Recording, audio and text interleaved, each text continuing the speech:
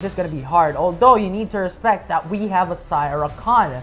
So extra movement speed and easier recall for this dual laners. Yes, but still, looking at the comp, in the blue side, it looks like a tank galore. While on the red side, it's a glass cannon comp. I am not sure. It's like you're gonna put eggs and, grind it to a rock. Tingnan natin if it's gonna be effective because for me, looking at the comp ng Apex Predator, sobrang hirap tong i-counter once they have all Actually baited out by the side of a SV Empire, or Apex Predator rather. It's gonna be very devastating for his team. Kasi wala na sila ibang initiation. Yes, and mahihirapan sila to go for a front. Usually, yung mga heroes na wala kayong tank, usually ang pumapasok talaga yung magsusustain para sa inyo. And to soak up the damage is gonna be the main tank. And di ko alam kung sino yung para dito sa SB Empire Esports. Is it gonna be the Rakan? Or is it gonna be the Fiora? It's just too much na, par-repose na lang ba yung pangsalo mo sa damage?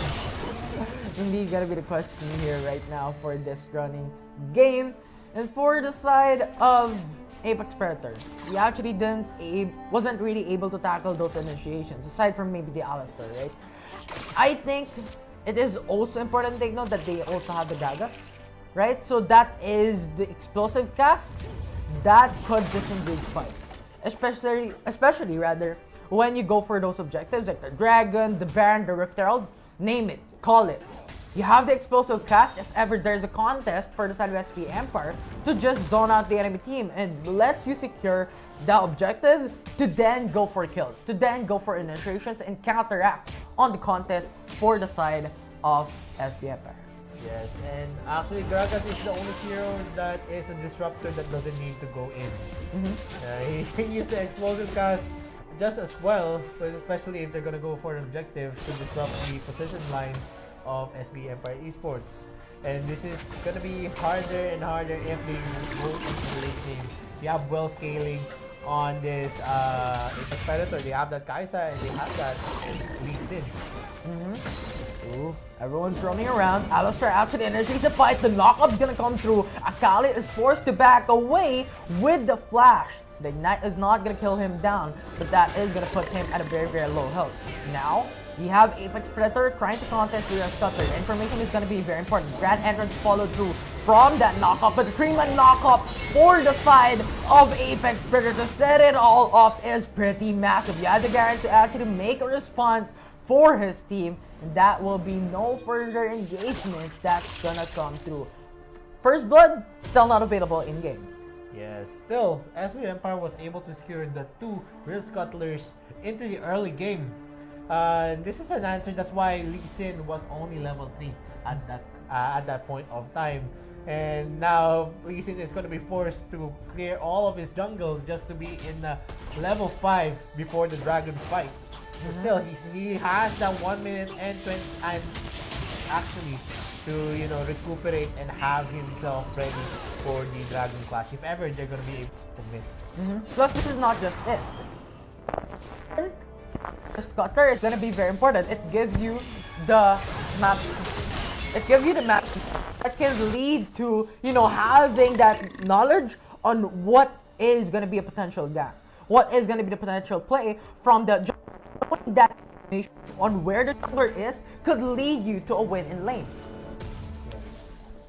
Yeah, and then also ang mahirap kasi dito for the SB Empire Esports. Yes, they get the objectives, but they're not aggressive enough. Comp is more of an early comp na kailangan i-abuse mo as these game. Kasi they're very passive on their plays. Wala plays. So, it's all about the risky plays kasi para dito sa lineup nila eh. Kaya nga dapat, as much as possible, kailangan pilitin nila na mag-make ng play. Kasi ang dami dyang moment na pwedeng mag-initiate si Rakan habang wala pang masyadong skills dito si Alistair. Absolutely. A glass cannon composition is made to be very, very strong when it comes to the early game. Dominating when it comes to team fights, dominating when it comes to the damage area of a fight as well. Now the Lee Sin actually Sonic Wave connected to Rakan, no follow through, but they're just zoning out the enemy team. They're just falling back for now. They respect each other, but the Alistar with that just zones out the enemy team, and now the dominance of the Dragon Spit is to the side of Apex Predator. Rakan having that face check, going in for the check onto the Dragon Spit. The Wukong comes through into that fight, but fell back away. The Rakan went for the knock-up onto the Dragon. The Charm actually set up a play for the side of SB Emperor. First blood from the Rakan is actually being slain. It's now going to be a 4v4 situation. It's going to be the Akali onto the backside. Alistar falls down. It's a 3v1. Not going to be a good trade there for the side of Apex Predator as SB Empire takes the lead. Yeah, I saw a lot of misses there, and I felt like the explosive cast of that Gragas was too premature. They could have gotten a kill as early as that first flash, but he used that explosive cast to disengage and, you know, made a path of escape for Rakan and also that Wukong. I like the itemization here from Kaisa. BF Sword, then building through BRK. This opens up 2 skills for her to actually scale out. So a good itemization right now from that Kaisa. As now they're looking for a 3-man roam onto the bottom side of the map. Wukong is trying to go for the face check, but it's not too safe for you to just go in. It's now going to be the Gragas explosive cast, zoning out that Rakan, putting him down. It's now going to be the Alistar. Wukong for Apex Predator into the bottom side of the map. Backside with the flank. Shroud just puts him back to safety. The Kaisa with a poke, just, you know what, information for them, and now they're going back home with 3-2 kills. Yes, it's the hard part for Nakali. And Nakali has a very long cooldown for the perfect execution. That's why the Apex Predator was able to, you know, go back and harass the bot lane. And I felt I'm not really a fan of how the Gragas was using his explosive cast. I felt like he was just using it as a skill shot instead of a controlled skill where you can, you know, reposition the enemy to to your liking. Okay, so yeah, right now it's going to the 5v3. Although the gold is actually pretty even. Right now it's going to be Apex Predator going in for the Dragon Spit. Alistar initiating the fight. The Cyclone is actually pretty massive. But a knock-off of Rakan, he's going back in. He's going in for the grand entrance against the enemy team. Kaisa is too low of an health. That Garen from the backside just finishes it off. It's now a 2-4-3 trade-off in favor of SB Empire. Apex Predator is forced to back away. They're forced to creep back under the turret, and that is a dragon stolen by SB Empire, and the Ocean Break goes into their favor.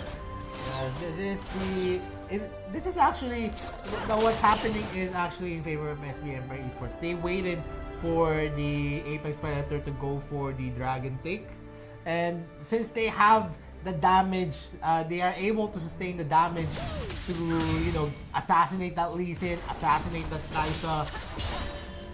The clash is just gonna swing into their ways. Trinity 4 is right now built up from that Fiora. Going to BRK as well. I think this is gonna be pretty massive when it comes to damage output if Fiora is able to do so. SB Empire is zoning out the Rift. Herald going in for the response onto the mid side. Gragas is actually pretty open. They're going in for the defense for now. It's gonna be a double kill from that Lee Sin into the bottom side of the map. Fiora, Rakan melted down by Apex Predator. Now they have the member advantage. They are free to go for objectives. Yes, definitely. And also looking into the map of the SB Empire Esports, yes, they were able to take the objective, but I felt like they were too passive, just going for farms instead of going for those plays like what Apex Predator is doing. They're pressuring the bot lane right now, and they were able to, you know, successfully get a kill. But at the same time, the referral is already up, and SB Empire Esports enjoying themselves. Oh, Garen forced to flash away back to safety. Grand entrance from the Rakan follow through. It's now going to be the knock up as well from that Cyclone. They're still catching up. It's too deep SB Empire now. SB Empire is forced to recall with no kills done. And now Apex Predator is having a good time in mid lane. Yeah, this is what I was saying. Members of SB Empire Esports showed themselves into the bot lane, and knowing that the members of Apex Predator was already into the top lane and they're gonna catch this Akali red-handed, nothing to do there. But yes, there is gonna be a counter here. Kaisa pulled it back away. Rakan as well, Wukong as well. They respect how Apex Predator has the advantage. Rakan is now following through with that Saya into the backside. Now Fiora just tries to go for the launch, not gonna be enough. The 3-man knockoff from Apex Predator, massive play, and Fiora is forced to flash away back to safety. Saya is too deep in the fight. The killer instinct is gonna connect, and that is another kill in the pockets of Apex Predator. Yes, winning that clash, they're now gaining some lead. Almost 5k actually over SB Empire Esports. Apex Predator was able to capitalize on the Rift Herald push onto the mid lane. So most of the members of SB Empire Esports wasn't ready for that clash. They went in 1-for-1. And that resulted to a very messy clash for SB Empire Esports, while Apex Predator was already in the right position to take all the kills and to take all the objectives from SB Empire Esports.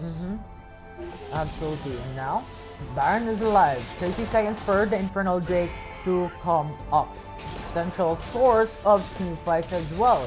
SB Empire needs to think on what they're gonna do as Rakan is gonna be pinned down by Apex Predator, and that is another kill with the Infernal Drake 10 seconds up.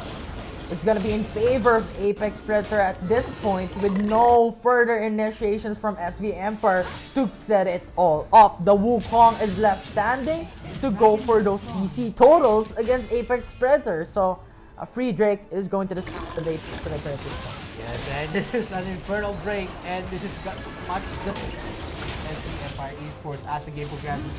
6% to the damage percentage of all the team members of Apex Predator, and I feel like the game is Apex Predator is gonna take this game for grabs, and falling slowly in gold of Apex Predator. Yeah. Now it's going to be 7k gold deficit for the side of SB Empire. Infernal Rick has already come through for the side of Apex Predator as well. And there's still potential for them to go for a 4-1 composition, to go for some split push, put the game to just a... But I'm talking too soon. Right now, SB Empire is slowly looking for a fight that could potentially sway it one way or another for their team. Is already prowling into the getting some missions before they may go for a battle.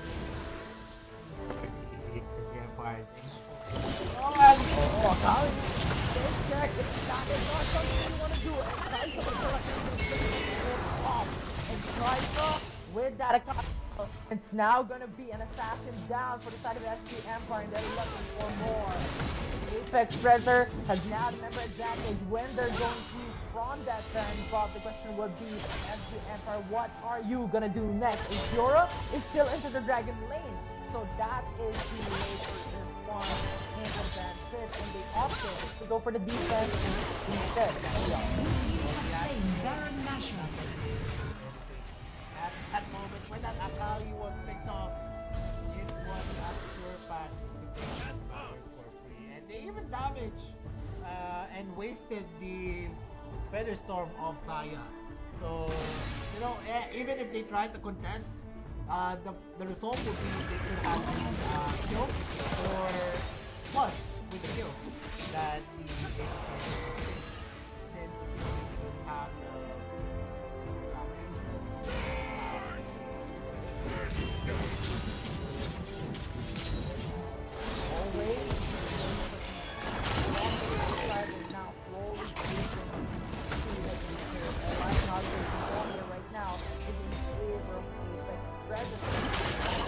potential opening for them to actually go for inner turrets and even inhibitor turrets. Red team lost a turret. Always in the back. Oh boy. Start finding out what is over. Alpha Storm actually goes into the game again. Apex Predator, but that Killer Instinct when Body goes down. It's basically a 2v5 situation. They can't hold on. Infinite win for Apex Predator, taking the series. Game number 2. Apex Predator takes the win. Shasta! Victory! I'm just joking, but you know, Apex Predator was very dominant in Alright, ladies and gentlemen, maraming salamat syempre kila Vittorio and Infinity for that awesome commentary. Actually, this is a totally one-sided game.